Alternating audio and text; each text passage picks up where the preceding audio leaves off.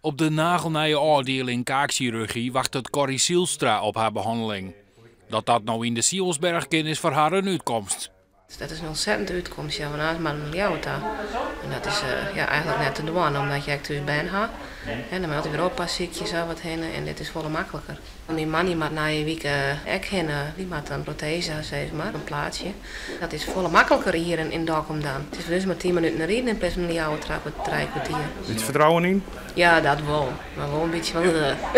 Ja, en ben ik ook rare boorloeren in de buurt, hè? Ja, nou ja, gelukkig hoe ze net te barren, dat scheelt. Het is net het lood van de Toskeboord die toch het hele ziekenhuis te jaren is, maar die van de bouwvakkers die het afdelingsverbouwen. Maar kaakchirurgie is klaar. En Jood had Jan-Peter Wieminga zijn eerste werkdag hier.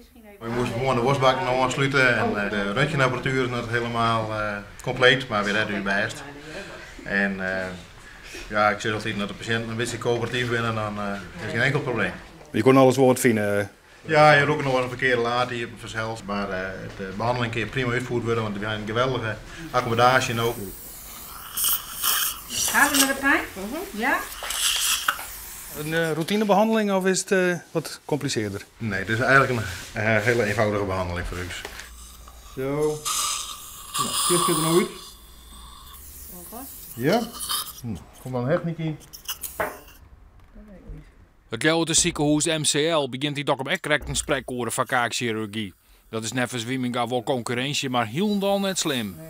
Dat is voor de patiënt alleen maar beter dat er mensen best doen om zo goed mogelijk de zwaarte te verliezen te kennen. Je wil natuurlijk dat mensen bij jou komen. Jawel, maar dat komen ze wel. Dat is helemaal geen probleem. En hoe is het met de patiënt? Volle taal, volle... Oh. 100% taal.